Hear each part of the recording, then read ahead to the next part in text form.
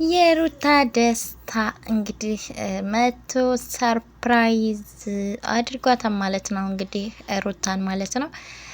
እና እንግዲህ ለልደቷ እንግዲህ ያው አቢ በርስዴ ያው ትናንትና አልተመቸኝም ነበረ። ስለዚህ ዛሬ ይኸው መጥቼልሻለሁ ሩታዬ እያለ እንግዲህ መቶ ሰርፕራይዝ አድርጓታል ማለት ነው። እንግዲህ ሰርፕራይዙም እንግዲህ በጣም ቆንጆ የሆነ ሰርፕራይዝ ነው። እንግዲህ የአንገት ሀብል ወርቅ ማለት ነው። እንግዲህ ሰርፕራይዝ ያደረጋት እና እንግዲህ ሩታም ደስ ብሏት እንግዲህ ደስታዋ መጥቶ ተቀብለው እንግዲህ መቼም አብርሃም የሆነ ሹክ የሚለው ሰው አለ መሰለኝ። ድንገት ከች አላለም እንዴ? እንግዲህ ሳይደውልላት ጉድ እስከ ዛሬ እየደወልክልኝ ነበር፣ ዛሬ ደግሞ ሳትደውል ነው የመጣኸው። ከባለፈው ወዲህ እኮ በቃ ተስማምተን ተነጋግረናል አይደል እንዴ? እና እንግዲህ ያው ምንም ማድረግ አልችልም ቻለው አለችው። ቻለው መጣ፣ በሩን ቆረቆረ፣ ገባ። በር ላይ ፍዝዝ ብሎ ነው የቀረው። አይ አብርሃም ገና ትፈዛለህ፣ ገና ፍዝዝ ትላለህ። የልጅቷ ውበት እየጨመረ ይሄዳል። ደስታም እንግዲህ መምጣቱን አያቆምም፣ ይመጣል። ምክንያቱም አሁን ላይ እንግዲህ ያው ሩታ ህጋዊ ሚስት ሳትሆን የልጅ እናት ናት። በላይ ላይ እንደዚህ ያደረገችብኝ ብላ እንኳን መክሰስ አትችልም። ምክንያቱም እንግዲህ ያው ድራማ እየሰራችሁብን ካልሆነ በስተቀር እንደተናገራችሁት ከሆነ እንግዲህ ተፋተናል ብላችኋል። ስለዚህ ሩታ ደግሞ አሁን ላይ እንደፈለገ የመሆን መብት አላት ማለት ነው። አንተ እንደውም በላይዋ ላይ ፍች ሳትፈጽሙ በፊት ያንተን ልጅ በሆዷ ተሸክማ ከሄርሜላ ጋር እየተለጣጠፍክ እየተሳሳምክ ምናምን የሌለ አረካት እየሰራህ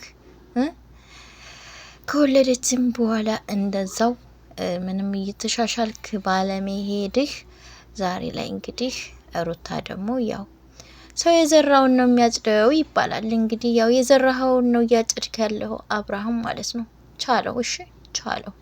እንዲሁ እኮ ፍዝዝ ብሎ ነው የቀረው ብታው ጉድ አጃኢብ ነው አለ። አሰላሙ አለይኩም ወራህመቱላሂ ወበረካቱ። ሰላም ሰላም፣ እንዴት ናችሁ? ውድና የተከበራችሁ ቤተሰቦቼ ደህና ናችሁ ወይ? እንዴት ናችሁ? እኔ ደህና ነኝ አልሐምዱሊላ። እናንተም በያላችሁበት ሰላማችሁ ብዝዝት ይበል። ከክፉ ነገር አላህ ይጠብቃችሁ፣ አላህ ይጠብቀን። ሀገራችን ኢትዮጵያንም አላህ ሰላም ያደርግልን እያልኩኝ ዛሬም እንግዲህ በሌላ ቪዲዮ መጥቻለሁ ማለት ነው። ለዚህ ቻናል አዲስ የሆናችሁ ላይክ እና ሰብስክራይብ እያደረጋችሁ ቤተሰብ ሆኖ ሀሳብ አስተያየታችሁን ኮሜንት ላይ ያስቀምጣችሁ አበረታቱኝ እላችኋለሁ። ነባር ቤተሰቦቼም ቪዲዮን ሲጀምሩ ላይክ ሼር እያደረጋችሁ አብሮነታችሁ አይለኝ፣ አበረታቱኝ። ቪዲዮ እየታየልኝ አይደለም፣ እንግዲህ ያው እንዲታይልኝ ደግሞ ከእናንተ የሚጠበቀው ላይክ እና ሼር እያደረጋችሁ አበረታቱኝ። እሺ ውዶችዬ ማለት ነው። እና ወደ ገደደው ልሂድ። እንግዲህ አብርሃም ሳይደውልላት እንግዲህ ያው ሳትደውልልኝ ነው የመጣው እንግዲህ አለችው።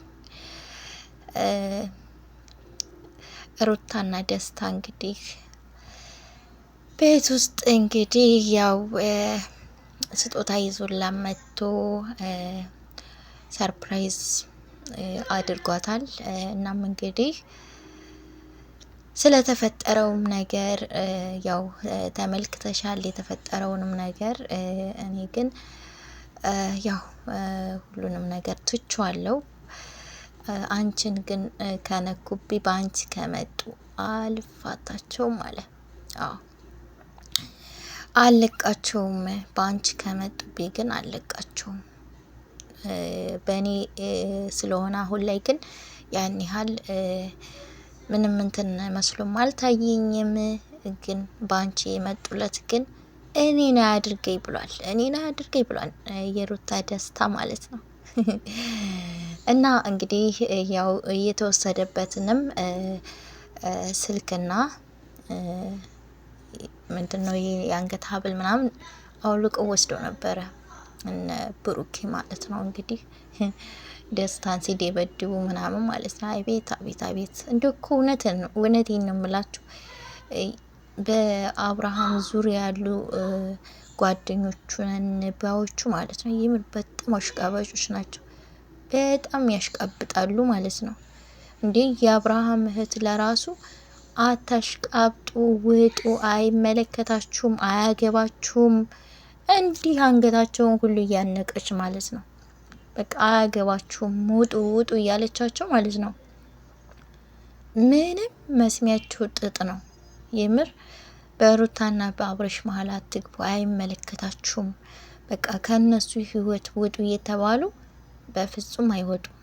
እስቲ አሁን ሩታና አብርሽ ምንድነው? አብርሽም ከሄርሜላ ጋር ያለውን ነገር መተው አልፈለገም። በቃ አሁንም ቀጥሎበታል። ምንም እያሻሻለና እያስተካከለ የመጣው ነገር የለም ማለት ነው። ወንድሙ መከረው፣ እህቱም እንግዲህ ያው እየመከረችው ነው፣ እየተቆጣችው ነው። ቤተሰቦቹ በሞላ እንግዲህ ያው እየመከሩት እየተቆጡት፣ እሱ ግን ያው ቢወቅጡትም ቦጭ ነው ብሏልና ያው እዛው ቦታ ነው ያለው። ማን ወንዱ ነው ከሄርሜላ የሚያለያየኝ? እኔ እንደሆንኩ በቃ ከሄርሜላ ጋር እንደ ማስትሽ ተጣብቅ ያለው መለያየት አልችልም ብሎ እንግዲህ ከሄርሜላ ጋር ነው ያለው። ግን ማለት ነው የሚገርመኝ ነገር ያቺ ደግሞ ማለት ነው እየተጣራች ሩታን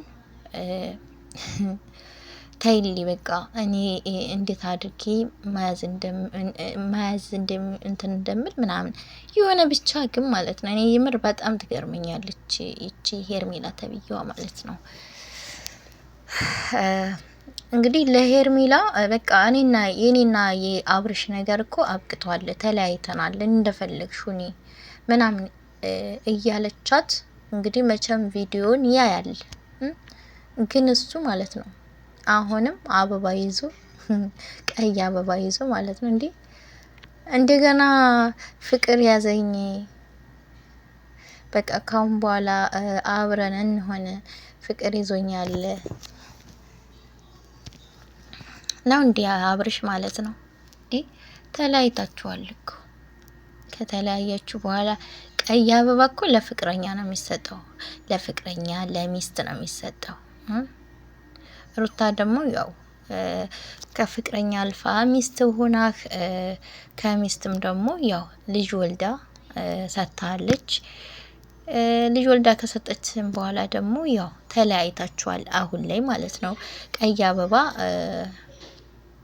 እንግዲህ ሌላ የሚያፈቅራት የሚወዳት ሰው ነው እንጂ የሚሰጣት። አንተ እኮ አሁን ላይ ቀይ አበባ መስጠት አትችልም ማለት ነው። እንዴ ምን ሆነ ነው? ኧረ ወደ ራስ ተመለስ። እንዴ ሄርሜላም ጋር አለሁ ሩታም ጋር አለሁ አትበልሽ።